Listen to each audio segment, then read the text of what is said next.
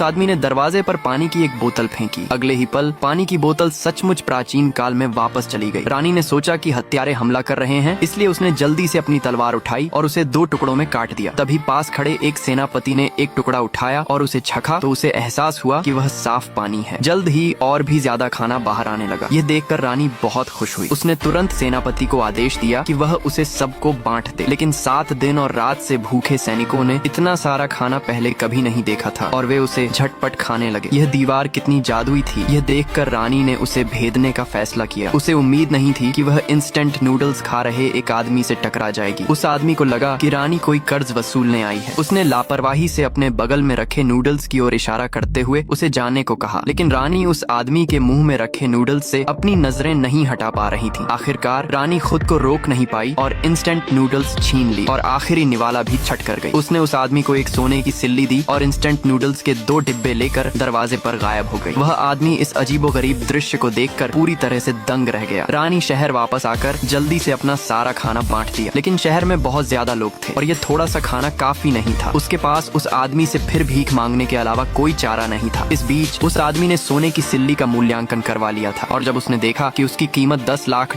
है तो वह सदमे से बिस्तर से गिरते गिरते बचा। जब उस आदमी को $10 लाख के दहेज की याद आई तो वह फिर से चिंता करने लगा। तभी रानी अचानक अंदर आई और उस आदमी को जमीन पर पटक दिया। इससे पहले कि वह आदमी कुछ कर पाता, रानी ने उसे सोने की सिल्लियों से भरा एक थैला थमा दिया। जैसे ही उस आदमी ने सोने की सिल्लियां देखी, उसने तुरंत कहा कि वह उसके गोदाम से जो चाहे ले सकती है। जल्द ही जब वे सचमुच अपने भोजन का आनंद ले रहे थे, ढेर सारा खाना प्राचीन काल में वापस भेजा जाने लगा। आसमान से बर्फ गिरने लगी। यह देखकर रानी के पास ढेर सारा सोना, चांदी और जवाहरात लेकर उस आदमी से फिर भीख मांगने के अलावा कोई चारा नहीं बचा था। इस बार उस आदमी ने न सिर्फ गर्म कोट तैयार किए बल्कि रानी के लिए खास तौर पर खुद गर्म होने वाला हॉट पॉट भी मंगवाया। एक दूसरे के लिए उनकी भावनाएं भी धीरे धीरे गर्म हो रही थी। उन्हें लगा कि चीजें बस यूं ही बेहतर होती जाएंगी। एक दिन उस आदमी की प्रेमिका अचानक आ पहुंची। किसी तरह जब उसे पता चला कि उस आदमी की कुल संपत्ति $100 मिलियन से ज्यादा हो गई है तो उसने तुरंत शादी करने की मांग की। लेकिन उस आदमी को अपनी प्रेमिका की साजिश पूरी तरह से समझ आ गई, इसलिए उसने उसे साफ मना कर दिया। प्रेमिका गुस्से से लाल हो गई, इसलिए जब उस आदमी ने ध्यान नहीं दिया तो उसने अपनी गुप्त औषधि उठाई और उसे सीधे उस आदमी की गर्दन में घोंप दिया। उसने दावा किया कि एक बार जब वह उस आदमी के बच्चे से गर्भवती हो जाएगी तो उसकी सारी दौलत उसकी हो जाएगी। तभी रानी अचानक प्रकट हुई और उस लड़के की प्रेमिका को खींचकर उसके चेहरे पर तमाचा जड़ दिया। यह देखकर कि चीजें उसके हिसाब से नहीं चल रही हैं, हार मानकर उस प्रेमिका को तुरंत हार माननी पड़ी और वहाँ से चले जाना पड़ा। बिस्तर पर पड़े जहर से ग्रस्त लड़के को देखकर रानी को तुरंत एहसास हुआ कि यह कोई प्रेम औषधि है। कुछ देर सोचने के बाद उसने उस लड़के के जहर का इलाज करने का फैसला किया।